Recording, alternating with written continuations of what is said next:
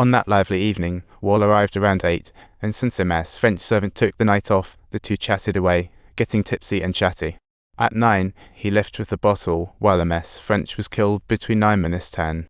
Even though Wall had plenty of time to create a surprise, he firmly insisted had never hurt anyone. After hearing this, Sir Fred posed a somewhat teasing question, inquiring curiously why Wall hadn't imparted his marital history of glory to the lady. Wall quickly explained he had his own agenda, but ultimately just wanted to borrow her egg beater, nothing more. Watching Wall explain, Fred put on glasses and started snapping, his special testing method. After testing, Fred confirmed Wall wasn't lying after all. He was hoping to squeeze some cash from him, so why cut off the money flow? But things were looking grim. Wall was in a pickle since he had no alibi. He claimed he left MS French place at 9 and made it back home around 9:20. His wife Christine could vouch for his arrival.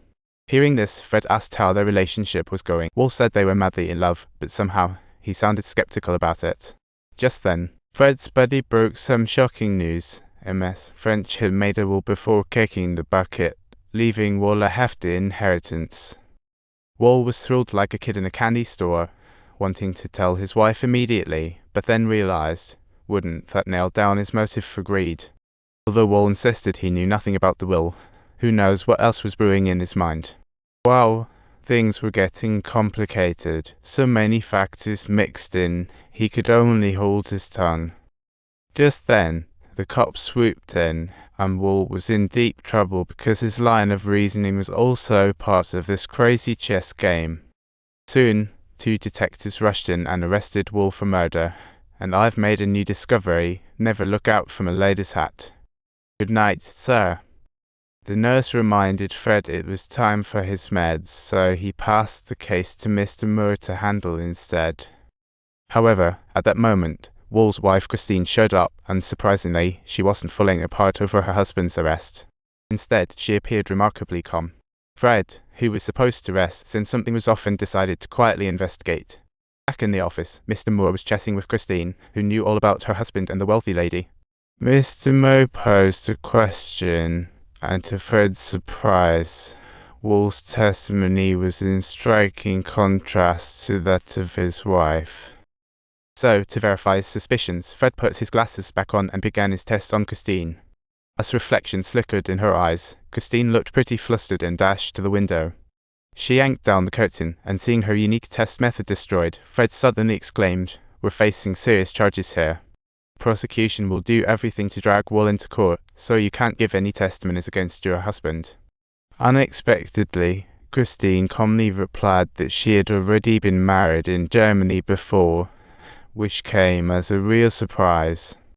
Following Wall to England, although she registered, it wasn't legal, which left Fred somewhat perplexed. She didn't seem to have any feelings for Wall, but before leaving, she still said she'd help him provide an alibi.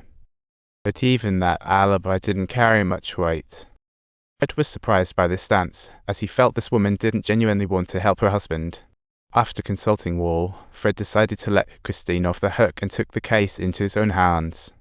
On trial's eve, Fred met Waller's defense, based on the deceased info. Wall was accused of urging MS French to change her will, and he fervently insisted he had no clue about any of it. "That guy is lying," Wall retorted angrily. Next, Fred asked about the cuts on Wall's wrist, and Wall explained he nicked it while cutting bread. But that was 2 days after the incident, and Christine could confirm it, mentioning her made Wall feel a little uneasy.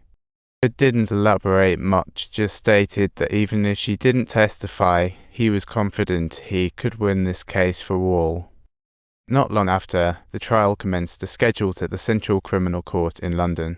After reading the details of MS French's demise, the debate over Wall's guilt or innocence officially began. Both parties presented many testimonies and evidence. The jury will decide the defendant's fate. The prosecution called their first witness, none other than the chief investigator from the detective department. He stated that based on body temperature and factors, MS French's time of death was estimated to be between 9:30 and 10. The police received a call around 10:40, discovering she had been the victim of a burglary. The scene was a complete mess, items scattered everywhere, and even the windows were smashed. However, They only found 3 fingerprints at the scene: MS, French, her servants, and Wall's. Then, the chief inspector presented a piece of clothing found after Wall's arrest, stained with blood. Tests confirmed that the blood was typo. The prosecutor inquired if they had tested the victim's blood, to which the chief inspector affirmed, "Indeed, it's also typo." On hearing this, Sir Fred stood up immediately, first mentioning the matter of fingerprints. Based on previous analyses, burglars usually wear gloves, making it hard to find any fingerprints at